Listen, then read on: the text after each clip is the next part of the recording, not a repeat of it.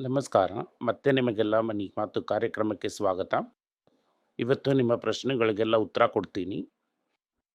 ಚಿನ್ನದ ಬಗ್ಗೆ ಕೇಳಬೇಡಿಯಪ್ಪ ಅಂತ ಹೇಳ್ತಿದ್ದೀನಿ. ಆದ್ರೂ ಮತ್ತೆ ಎಲ್ಲಾ ಪ್ರಶ್ನೆಗಳು ಚಿನ್ನದ ಬಗ್ಗೆನೇ ಕೇಳಿದ್ರೆ ನನಗೆ ಬೋರ್ ಹೊಡಿತಾ ಇದೆ. ಸರ್, ನಾನು ನಿಮ್ಗೆ ಬೋರ್ ಆಗದಂಗೆ ಹೇಳೋದಕ್ಕೆ ಟ್ರೈ ಮಾಡ್ತೀನಿ ಸರ್. ಓಕೆ ಸರ್, ಫಸ್ಟ್ ಪ್ರಶ್ನೆ ಗೋಲ್ಡ್‌ಗೆ ಹೋಗೋದಕ್ಕೆ ಮುಂಚೆ ಥ್ಯಾಂಕ್ ಯು. ಟ್ರಂಪ್ ನಾನು ಟ್ಯಾರಿಫ್ ಹಾಕ್ತೀನಿ, ನಾನು ಟ್ಯಾರಿಫ್ ಹಾಕ್ತೀನಿ ಅಂತ ಹೇಳ್ತಾ ಇದ್ದವರು ಈಗ ಇಂಡಿಯಾ ಮೇಲೆ ಒಂದು 100% ಟ್ಯಾರಿಫ್ ಹಾಕ್ಬೇಕು ಅಂತ ಹೇಳಿ ಬೇರೆಯವ್ರನ್ನ ಕೂಡ ಇವ್ರೀಗ ಜೊತೆಗೆ ಕರೀತಾ ಇದ್ದಾರಾ? ಆ ಥರ ಅಲ್ಲ. ಇದೇನಾಗ್ತಿದೆ ಅಂತಂದ್ರೆ ಇಲ್ಲಿಂದ ರಷ್ಯಾ ಆಯಿಲ್‌ನ ತಗೊಂಡು ಒಂದು ಕುಟುಂಬ ರಿಫೈನ್ ಮಾಡಿ ಡೀಸೆಲ್‌ನ ಯುರೋಪ್‌ಗೆ ಮಾರ್ತಾ ಇದ್ದಾರೆ. ಅವ್ರು ಏನ್ ಹೇಳ್ತಾ ಇದ್ದಾರೆ, ಆ ಡೀಸೆಲ್‌ನ ನೀವು ಯುರೋಪಲ್ಲಿ ತಗೋಬೇಡಿ ಅಂತ ಹೇಳ್ತಾ ಇದ್ದಾರೆ. Okay, okay. ಎರಡನೇದು, ಆ ರಿಫೈನರಿಯಿಂದ ಬರುವಂಥ ಆಯಿಲ್‌ಗೆ 100% ಟ್ಯಾರಿಫ್ ಹಾಕು ಅಂತ ಹೇಳ್ತಾ ಇದ್ದಾರೆ. ಓಕೆ. ಆ ರಿಫೈನರಿಯಿಂದ ಬರುವಂತ ಆಯಿಲ್‌ಗೆ 100% ಅಂತಂದ್ರೆ ಇಂಡಿಯಾದಲ್ಲಿ ಬರುವಂಥ ರಿಫೈನರಿ ಅವ್ರು ಹಿಂಗೆ ಅಂತ ಹೇಳ್ತಾ ಇದ್ದಾರೆ. ಅದೇನೋ ಇನಾಗ್ರೇಷನ್ ಹಂಗೆ ಇದಕ್ಕೆ ನಾವು ಫೋಟೋ ತೆಗಿಯೋಕ್ಕೇನೋ ಮಾಡ್ಬಿಟ್ವಿ. ಅದರಿಂದ ಅವರು ಇದು ಇಂಡಿಯಾದಿಂದ ಅಂತ ಹೇಳ್ತಾ ಇದ್ದಾರೆ. ಇಂಡಿಯಾದಿಂದ 2 ರಿಫೈನರಿ ಆಯಿಲ್ ಹೋಗುತ್ತಪ್ಪ. ಒಂದು ರಷ್ಯಾ ರಾಸ್ ಅಂಡ್ ಸಾಫ್ಟ್, ಇನ್ನೊಂದು ಇದು. Okay sir. ಅದಾದ್ಮೇಲೆ ನಿನ್ನೆ ಜನಗಳ ಹತ್ರ ತುಂಬಾ ಪ್ರಶ್ನೆಗಳು ಕೇಳಿದ್ವಿ. ಅದ್ರಲ್ಲಿ ಮುಖ್ಯವಾದಂತದ್ದು ಈಗ ಟಾಟಾ ಸನ್ಸ್ ಅಲ್ಲಿ ದೊಡ್ಡ ಪ್ರಾಬ್ಲಮ್ಗಳು ನಡೀತಾ ಇರೋ ತರ ಸುದ್ದಿಗಳೆಲ್ಲ ನಾವು ನೋಡ್ತಾ ಇದ್ದೀವಿ. ಆ ಸುದ್ದಿನೂ ನಾನೇ ಹೇಳ್ದೆ. ಹೌದು. ಈಗ ಒಂದು ಪ್ರಾಬ್ಲಮ್ ಬರುತ್ತೆ ಅಂತಂದ್ರೆ ಪ್ರಮೋಟರ್ ಇಂಟಿಗ್ರಿಟಿಗೆ ಏಟ್ ಬೀಳುತ್ತೆ ಅಂತ ಅನ್ನೋದು ನೀವು ನಮ್ಗೆ ಹೇಳ್ಕೊಟ್ಟಂತ ಪಾಠ. ಹೌದು. ಈಗ ಟಾಟಾ ಅದು ಪ್ರಮೋಟರ್ ಇಂಟಿಗ್ರಿಟಿಗೆ ಏಟ್ ಬೀಳ್ತಾ ಇದೆಯಾ? ಅದಕ್ಕೆ ಏಟ್ ಬೀಳ್ತಿದೆ ಅನ್ನೋ ಥರ ಮಾತಾಡ್ತಾರೆ. ಬಟ್ ಅದಕ್ಕೆ ಏಟ್ ಬಿದ್ದಿರಲ್ಲ. ಟಾಟಾಲ್ ಬಂದು ಈಗ ಅಂಬಾನಿ ಅಂದ್ರೆ ಎರಡಾಗಿ ಬೇರೆ ಮಾಡ್ಬಿಡ್ಬೋದು. ಕುಟುಂಬದ ಸ್ವತ್ತದು. ಕುಟುಂಬದ ಸ್ವತ್ತು. ಇದು ಕುಟುಂಬದ ಸ್ವತ್ತು ಒಂದು ಟ್ರಸ್ಟಲ್ಲಿದೆ. ಆ ಟ್ರಸ್ಟ್‌ಗೆ ಒಂದು 3-4 ಟ್ರಸ್ಟಿ ಇದ್ದಾರೆ. ಇದು ಟ್ರಸ್ಟಿಗಳಿಗೆ ಇರುವಂಥ ತಕರಾರು ಅನ್ನೋದನ್ನ ಬಿಟ್ರೆ, ಇದು ಕಂಪನಿಗೂ ಅದಕ್ಕೂ ಯಾವುದೇ ರೀತಿ ಸಂಬಂಧ ಇಲ್ಲ. ಇದು ಹೇಗೆ ಅಂತಂದ್ರೆ, ಯಾವಾಗ್ಲೂನು ಒಬ್ಬ ಹೊಸ ವ್ಯಕ್ತಿ ಬಿಸ್ನೆಸ್ಸಲ್ಲಿ ಬಂದ ಅಂತಂದ್ರೆ, ಅವನ ತನ್ನ ಜನಗಳಿಗೊಂದು ಅವನಿಗೆ ಟಾರ್ಚರ್ ಕೊಡ್ತಾರೆ. ಹಿಂಗ್ ಮಾಡೋದಕ್ಕೆ ಗೊತ್ತಾಗ್ತಾ ಇಲ್ಲ, ನಿಮ್ಮಪ್ಪ ಹೀಗ್ ಮಾಡ್ತಾ ಇದ್ರು. ಅದೇ ಥರ ಇವ್ರಿಗೂ ಅವ್ರಿಗೂ ಒಂದು 20 ವರ್ಷ, ಒಂದು 18ರಿಂದ 20 ವರ್ಷ ವ್ಯತ್ಯಾಸ ಇದೆ. ರತನ್ ಟಾಟಾಗೂ, ನಿಹಾಲ್ ಟಾಟಾಗೂ. ಅಂಡ್ ಇವ್ರಿಗೂ 2ನೇ ಹೆಂಡ್ತಿ ಮಗ. ಅದರಿಂದ ರಿಲೇಷನ್‌ಶಿಪ್ಪು ಅಷ್ಟೊಂದು ಪರ್ಫೆಕ್ಟಲ್ಲ, ಏನೂ ಇದ್ದಿರಲ್ಲ. ಏನೇ ಇದ್ರೂ ಮನುಷ್ಯನೇ. ಈಗ ತಾನೇ ಈ ವ್ಯಕ್ತಿ ಹತ್ತಿ ಕೂತಿದ್ದಾನೆ. ಈಗ ಮಿಕ್ಕಿರುವಂಥ ಟ್ರಸ್ಟಿಗಳೆಲ್ಲ ನಿನಗೇನು ಗೊತ್ತು, ಇಷ್ಟು ದಿನ ಟ್ರಸ್ಟಿಯಾಗಿ ಏನು ಇದ್ದಿಲ್ಲ. ನಾವು ತುಂಬ ದಿನದಿಂದ ಟ್ರಸ್ಟಿಯಾಗಿ ಇದ್ದಿದ್ದೀವಿ. ನಮಗೆ ಗೊತ್ತು ಏನು ನಡೆಯುತ್ತೆ ಅಂತ.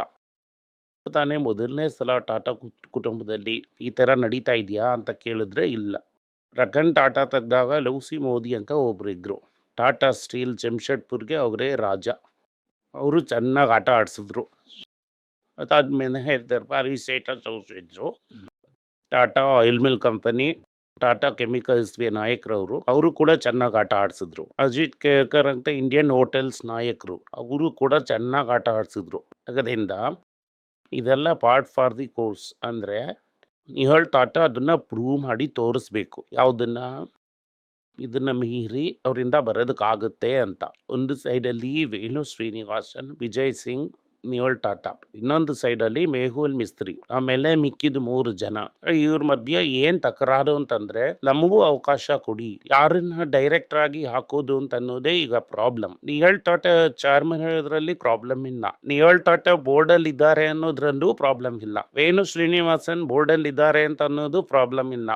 ವಿಜಯ್ ಸಿಂಗ್ 10 ವರ್ಷದಿಂದ ಇದ್ದಾರೆ, ನನಗೆ ಅವಕಾಶ ಕೊಡಿ ಅಂತ ಇನ್ನೊಬ್ಬ ಕೇಳ್ತಾ ಇದ್ದಾನೆ. ನ್ಯಾಯವಾದ ಪ್ರಶ್ನೆಲೇ ಅನ್ಸುತ್ತಲ್ವಾ ಸರ್? ಪ್ರಶ್ನೆ ಅದೇನ್ ಕೊಡೋದು? ರಾಜ ಯಾರನ್ನ ಹೇಳ್ತಾನೋ ಅವನೇ ಇರೋದಕ್ಕಾಗುತ್ತೆ. ಈ ಡೆಮೋಕ್ರಸಿ ಎಲ್ಲ ಕೆಲಸ ಮಾಡಲ್ಲ.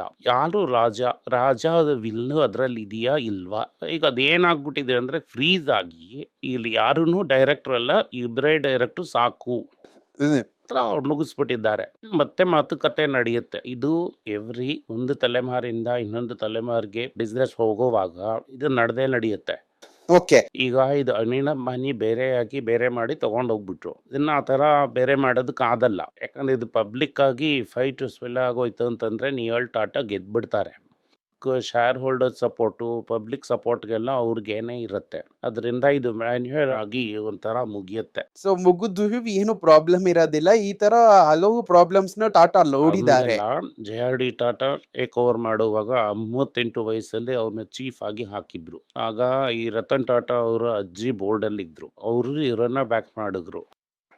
ಸೊ ಇದು ಯಾರಿಗೆ ಪವರ್ ಅನ್ನುವಂಥ ಒಂದು ಅಡ್ಜಸ್ಟ್‌ಮೆಂಟೇ ಇದು.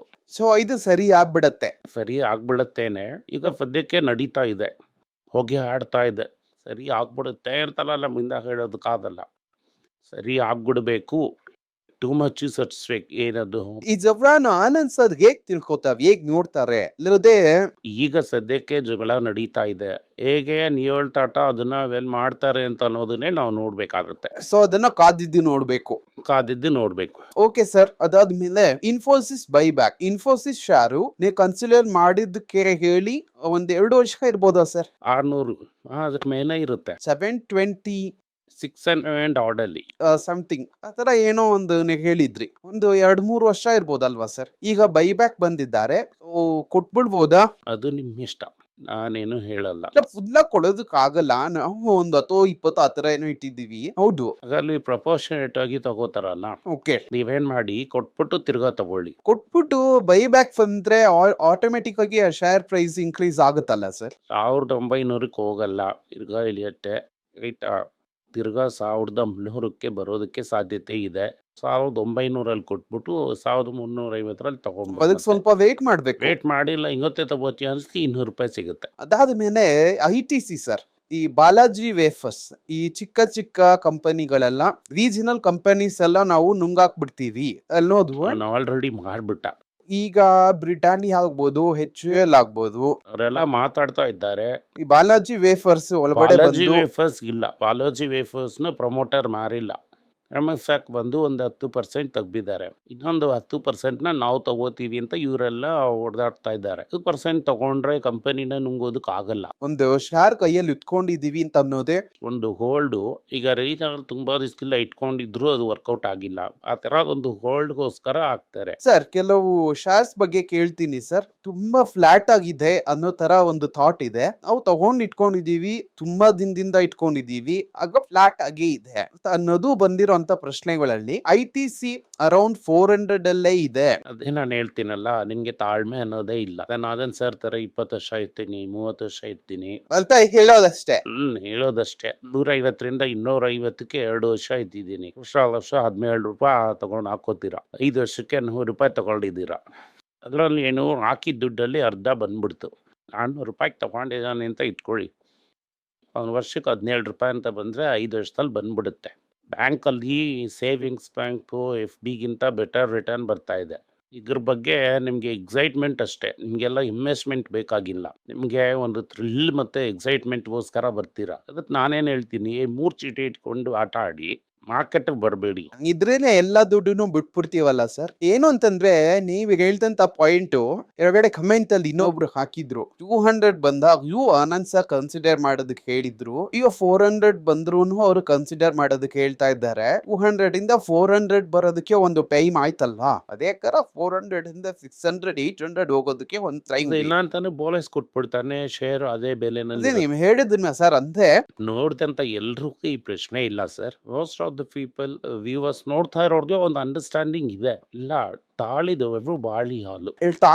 ತಾಳ್ಮೆನೆ ನಾವು ಕಲ್ತ್ಕೋತಾ ಇದೀವಿ ಸರ್. ಅಂದ್ರೆ ನಾನೇ ಈ ಕಮೆಂಟ್ ಅಲ್ಲಿ ಬಂದಿದೆ ಅಂತ ನಾನು ನಿಮ್ ಹತ್ರ ಹೇಳ್ದೆ. IDFC ಫಸ್ಟ್ ಬ್ಯಾಂಕ್ ಅದೂನು ಅದೇನೆ. ವೇಟ್ ಮಾಡಿ. ಮಣಪ್ಪುರಂ ಫಿನಾನ್ಸ್ ಇದನ್ನ ಆಕ್ಚುಲಿ ನಾನು ಗೋಲ್ಡ್ ಅಲ್ಲಿ ಇಟ್ಟು ಕೇಳೋಣ ಅಂತ ಅನ್ಕೊಂಡೆ. ಮಣಪ್ಪುರಂ ಫಿನಾನ್ಸ್ ಒಂಥರ ಪೀಕ್ ಅಲ್ಲಿ ಇದೆ. ನಿಮ್ಮ ಮೇಲೆ ಏರುತ್ತೆ. ಯಾಕಂದ್ರೆ ಗೋಲ್ಡ್ ಏರ್ತಾ ಅದು ಇನ್ನ ಏರತ್ತೆ. ಗೋಲ್ಡ್ ಇಳಿಗ ಅದು ಕೂಡ ಇಳಿದ್ ಬಿಡತ್ತೆ. ಓಕೆ. ಅಂದ್ರೆ ಈಗ ಈ ಸ್ಟಾಕ್ ಬ್ರೋಕಿಂಗ್ ಕಂಪನೀಸ್ ಎಲ್ಲ ಸಜೆಷನ್ ಅನ್ನು ನೋಡಿದ್ರಿ ಅಂತಂದ್ರೆ 50% ಏರುತ್ತೆ, 60% ಏರುತ್ತೆ ಅಂತೆಲ್ಲ ಏನೇನೋ ನ್ಯೂಸ್ ಹಾಕ್ತಾ ಇದ್ದಾರೆ. ಯಾರು ಹೇಳಿಲ್ಲ. 140 ನೀವ್ ಹೇಳಿದ್ರಿ. ಹೌದು, ಇಳೀತು ಒಂದ್ಸಲ ಒಂದ್ 6 ತಿಂಗಳು ಮುಂಚೆ ಅಂತ ಅನ್ಕೋತೀನಿ.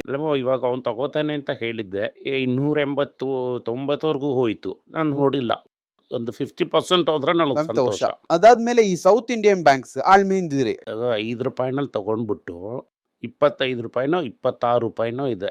5 ಪಟ್ಟು ದುಡ್ಡು ಮಾಡ್ಬಿಟ್ಟು ಮತ್ತೆ ಅಲ್ಲೇ ಇದೆ ಅಂತಂದ್ರೆ ನಾನೇನ್ ಮಾಡ್ಲಿ? ₹5 ನೀವು ತಗೊಂಡಿದ್ದೀರಾ ಸರ್? ನೀನು ತಗೊಂಡಿಲ್ಲ ಅಂತಂದ್ರೆ ಹಂಗಿದ್ರೆ ತಾಳ್ಮೆಯಿಂದ ಇರಿ. ಟಾಟಾ ಮೋಟಾರ್ಸ್ ಅವರು ಈ ಟಾಟಾ ಪೋಲೋ ಜೊತೆ ಸೇರಿ ನಿಧಾನವಾಗಿ ಸೈಲೆಂಟ್ ಆಗಿ ತುಂಬಾ ಕೆಲಸಗಳು ನಡೀತಾನೆ ಇದೆ. ಹೌದು, ಸೈಲೆಂಟ್ ಆಗಿ ತುಂಬಾ ಕೆಲ್ಸಗಳು ನಡೆಯುತ್ತೆ. ವರ್ಷ ಆದ್ಮೇಲೆ ನೋಡೋಣ. 2 ವರ್ಷ ಓಕೆ ಸರ್. ಈ ಟೈಮ್ ಲೈನು ಈ ಟಾಟಾ ಮೋಟಾರ್ಸ್‌ಗೆ ಇದೇ ಫಸ್ಟ್ ಟೈಮ್ ನೀವು ಟೈಮ್ ಲೈನ್ ಹೇಳ್ತಾ ಇದ್ದೀರಾ ಅಂತ ಅನ್ಕೋತಾ ಇದ್ದೀನಿ. 10 ಇಯರ್ಸ್ ಟಾಟಾ ಮೋಟಾರ್ಸ್‌ಗೆ ವೇಟ್ ಮಾಡ್ಬೇಕಾಗಿರುತ್ತೆ. 10 ವರ್ಷ ಆದ್ಮೇಲೆ ನೀನ್ ನನ್ನ ಪ್ರಶ್ನೆ ಕೇಳು, ಎಲ್ಲಿದೆ ಅಂತ ನೋಡೋಣ. Okay sir. ಅದಾದ್ಮೇಲೆ ಈ ಡಾಕ್ಟರ್ ರೆಡ್ಡಿ ಅದು ಕೂಡ ಒಂದು ಮೂಮೆಂಟ್ ಇಲ್ದಂಗೆ ತುಂಬಾ ದಿವಸದಿಂದ ಹಾಗೆ ಇದೆ.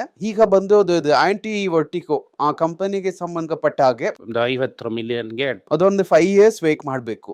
Which is doctor Reddy. Sir ಈ ಇಂಡಸ್ ಇಂಡು ಈ 1300 ಬುಕ್ ವ್ಯಾಲ್ಯೂ ಆ ಲೆವೆಲ್ ವ್ಯಾಲ್ಯೂ ಹೋಗ್ಬಿಡುತ್ತೆ. ಅಂತ ಹೇಳಿದ 1.3 ಟೈಮ್ಸ್ ಬುಕ್ ಅಂದ್ರೆ ಇವತ್ತಿಂದ 1.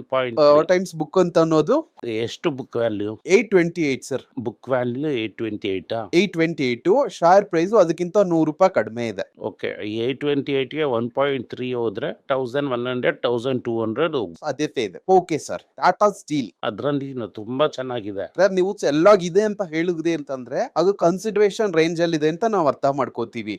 ಅದು ತುಂಬಾ ಜಗಜ್ಯೋತಿಯಾಗಿದೆ, ತುಂಬಾ ಕಾಸ್ಟ್ಲಿ ಆಗಿದೆ. ಸರ್ ಮತ್ತೆ ಹಂಗೆ ಹೇಳಿ ಸರ್. ₹1.80 ತಗೊಂಡಂತ ಸ್ಟಾಕ್ ಅದು. ₹162 ಇದ್ರೆ ನನ್ಗೇನು ₹5 ಡಿವಿಡೆಂಟೇ ಬರ್ತಾ ಇದೆ ನನಗೆ. ನಾನು ಯಾಕೆ ಚಿಂತೆ ಮಾಡ್ಲಿ? ಸರ್ ನಾವೇನ್ ಮಾಡೋದು ಅಂತ ಹೇಳಿ ಸರ್. ನೋಡ್ತಾ ಇರಿ, ಸುಮ್ಮನೆ ನೋಡ್ತಾ ಇರಿ. ಇದು ಈಗ ಸದ್ಯಕ್ಕೆ ಟಾಟಾ ಸ್ಟೀಲ್ ಸುಮ್ನೆ ವೀಕ್ಷಣೆ ಅಷ್ಟೇ. ಮೆಟಲ್ ಕಂಪನಿಗಳೆಲ್ಲಾನು ವೀಕ್ಷಣೆನೆ. ಎಲ್ಲಾ ಮೆಟಲ್ ಕಂಪನಿನೂ ವೀಕ್ಷಣೆ ಮಾಡ್ತಾ ಇರಿ. Okay sir. ಹಂಗಿದ್ರೆ ಈಗ ಈ ಕಾರ್ ಎಲ್ಲ ಬರುತ್ತಲ್ಲ ಎಲೆಕ್ಟ್ರಿಕ್ ಕಾರ್ಸ್ ಎಲ್ಲ ಬರುತ್ತೆ ಅಂತ ಹೇಳ್ತಾ ಇದೀವಲ್ಲ. China metal excess capacity off close ಮಾಡಿದ್ದಾನೆ. ಸೊ ಇನ್ನೂ ಪ್ರೊಡಕ್ಷನ್ನ ಕಟ್ ಮಾಡ್ತಾನೆ. ಅದರಿಂದ ಇದು ಬರುತ್ತೆ.